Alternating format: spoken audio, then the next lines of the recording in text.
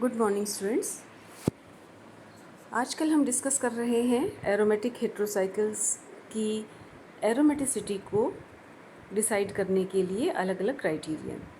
अभी जो क्राइटेरिया चल रहा है वो है एनर्जेटिक क्राइटेरिया, और उसमें हमने कई तरह की एनर्जीज़ को लिया है, जैसे वर्टिकल रेजोनेंस एनर्जी है, एम्पिरिकल रेजोनेंस एनर्जी है, डीलोकलाइजेशन एनर्जी है।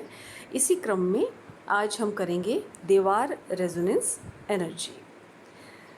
देवार ने जो ये रेजोनेंस एनर्जी का क्राइटेरिया दिया वो बेस्ड था एक रेफरेंस कंपाउंड की एनर्जी पर। मतलब उसने एक रेफरेंस कंपाउंड लिया जिसके रिस्पेक्ट में एरोमेटिक कंपाउंड की स्टेबलाइजेशन कैलकुलेट की गई। तो जो रेफरेंस कंपाउंड है वो हमने ऐसा लिया जिसमें डीलोकलाइजेशन तो था लेकिन वो लीनियर था। दो तरह के कंपाउंड्स होते हैं, साइक्लिक और एसाइक्लिक। तो साइक्लिक में जब डीलोकलाइजेशन होता है तो वो एंडलेस होता है, क्योंकि उसका एंड नहीं है कहीं।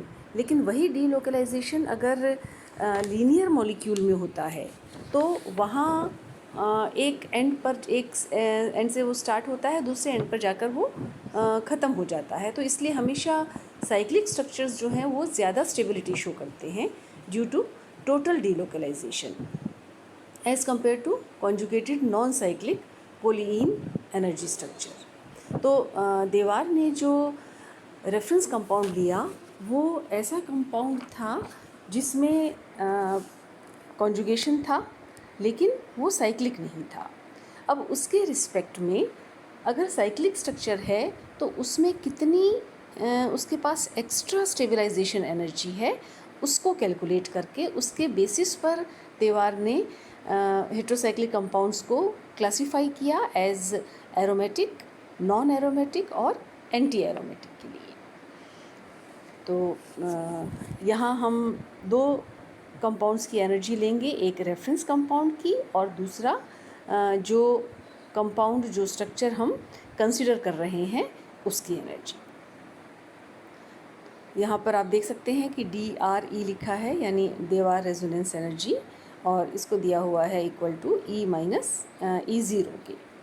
तो इससे पहले हम इसको डिस्कस करें, हम एसाइक्लिक पोलीन की एनर्जी के बारे में थोड़ा सा देख लें कि जो एसाइक्लिक पोलीन है, जो साइक्लिक नहीं है, जिनमें ऑल्टरनेट सिंगल डबल बॉन्ड हैं, यानी पोलीन्स जो हैं उनमें दो तरह की एनर्जी होती है, CC सिंगल बॉन्ड की और CC डबल बॉन्ड की एनर्जी। और टोटल उस कंपाउंड की जो पाई एनर्जी है वो डिपेंड करती है चेन लेंथ पर।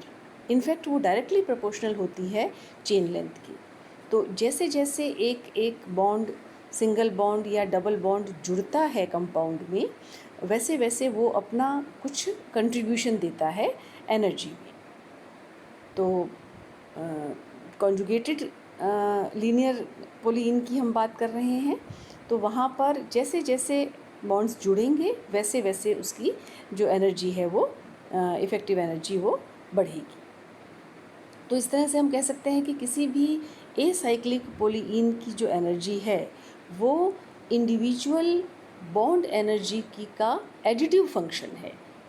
हर बॉन्ड जो है वो अपनी एक इंडिविजुअल एनर्जी टर्म देता है और उन सब को, सभी बॉन्ड्स की एनर्जी टर्म्स को जोड़कर हम एसाइक्लिक पोलीन की एनर्जी निकाल सकते हैं। तो ये तो हुई एसाइक्लिक पोलीन, जो कि हम रेफरेंस कंपाउंड के रूप में ले रहे हैं DRE कैलकुलेट करने के लिए। तो DRE is equal to E minus E0, जहाँ पर E है energy of the cyclic conjugated system determined by the heat of combustion. इसको हम डिस्कस कर चुके हैं पहले कि किस तरह से हम हीट ऑफ कंबशन से निकाल सकते हैं एनर्जी। तो ये तो हुआ एक्सपेरिमेंटल तरीका। ये एनर्जी हम निकालेंगे practically, experimentally, heat of combustion compound का निकाल कर, और उसकी एनर्जी हम हेट्रोसाइक्लिक कंपाउंड की एनर्जी हम निकाल लेंगे। दूसरा जो है E0, ये है एनर्जी फॉर रेफरेंस स्ट्रक्चर।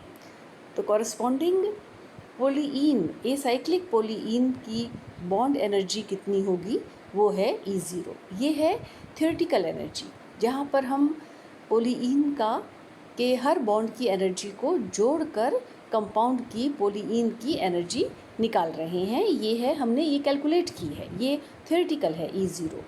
तो E है एक्सपेरिमेंटल वैल्यू हमारे हेट्रोसाइकिल कंपाउंड की, जो कि हमने एक्सपेरिमेंटली निकाली है, और E0 है रेफरेंस स्ट्रक्चर की बॉन्ड एनर्जी जो कैलकुलेट की गई है।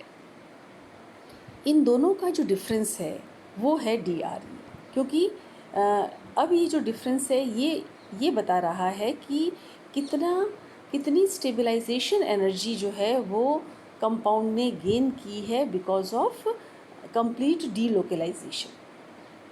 साइक्लिक कंपाउंड में जो एक्स्ट्रा स्टेबलाइजेशन एनर्जी मिली है उसको, वो है DRE। तो DRE हमने जैसे अभी कहा कि ये है ही ये एनर्जी जो कि एक cyclic structure as stability energy, stabilization energy show कर रहा है ड्यू टू टोटल डीलोकलाइजेशन। तो कैसे हम कैलकुलेट करेंगे, कैसे हम क्लासिफाई करेंगे कंपाउंड्स को? तो DRE जो हमने यहाँ कैलकुलेट किया है, अगर उसकी वैल्यू पॉजिटिव आती है, पॉजिटिव आने का मतलब E0 से ज़्यादा है, यानी स्टेबलाइजेशन एनर्जी कंपाउंड की ज़्यादा है, तो कंपाउंड होगा एरोमेटिक। वो सारे साइक्लिक सिस्टम जिनकी DRE पॉजिटिव है वो एरोमेटिक होंगे।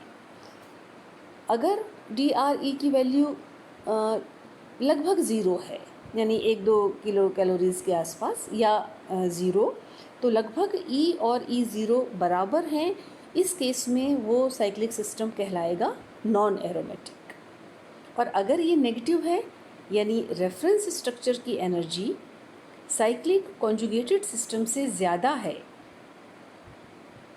स्टेबलाइजेशन एनर्जी, तो यानी कि साइक्लिक सिस्टम जो है वो स्टेबलाइज्ड नहीं है, उतना स्टेबलाइज नहीं है जितना कि उसका एसाइक्लिक काउंटर पार्ट है, तो उस केस में DRE नेगेटिव आएगी और वो कंपाउंड कहलाएगा, वो साइक्लिक सिस्टम कहलाएगा एंटी एरोमेटिक।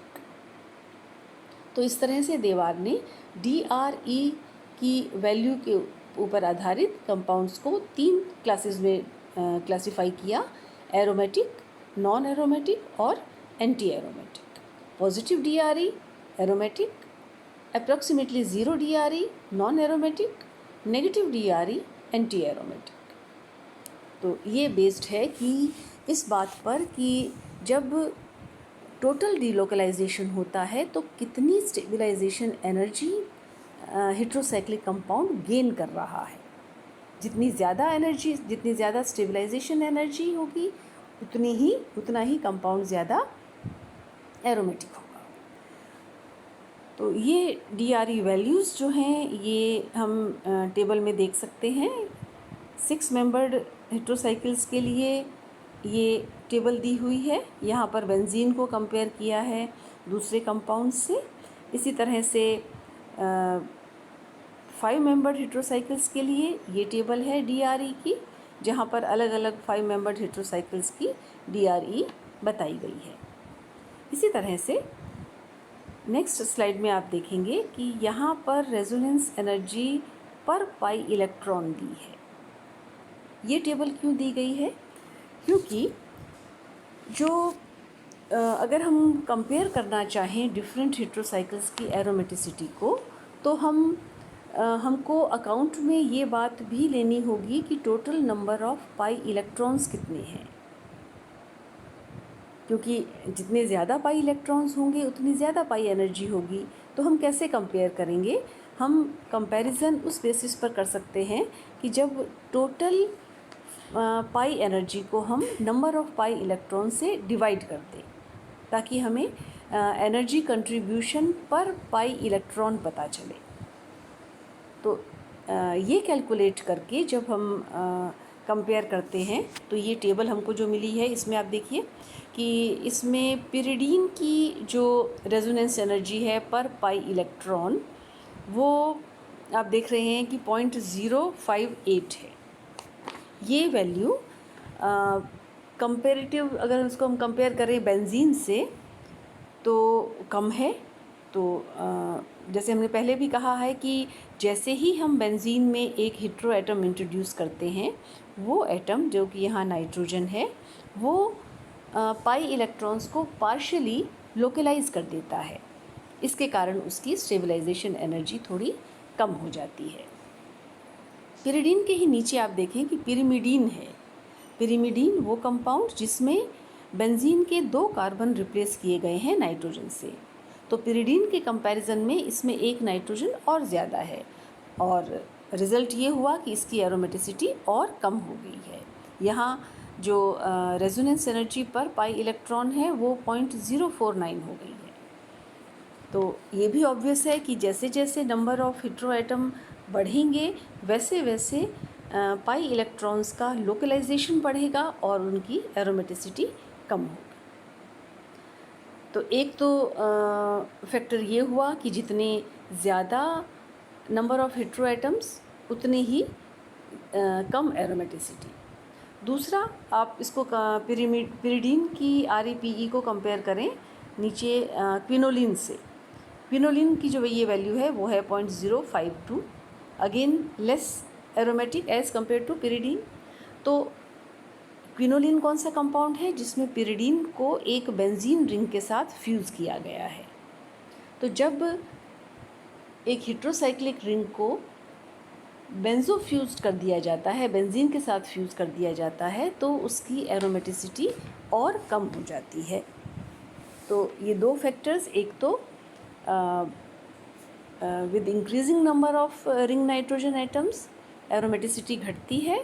दूसरा, degree of aromaticity benzo fused heterocycles की भी कम हो जाती है मोनोसाइक्लिक हेटेरोसाइकिल्स के साथ। तो ये जो ऑब्जर्वेशन है ये हमने पहले भी जो एनर्जेटिक क्राइटेरिया किए हैं उनमें भी यही देखा है, यही कंक्लूजन निकल कर सामने आया है। चाहे वो डीलोकलाइजेशन एनर्जी हमने देखी हो, चाहे वर्टिकल रेजोनेंस एनर्जी देखी हो, चाहे एम्पिरिकल रेजोनेंस एनर्जी, वही कंक्लूजन हम देवार रेजोनेंस एनर्जी से भी निकाल सकते हैं।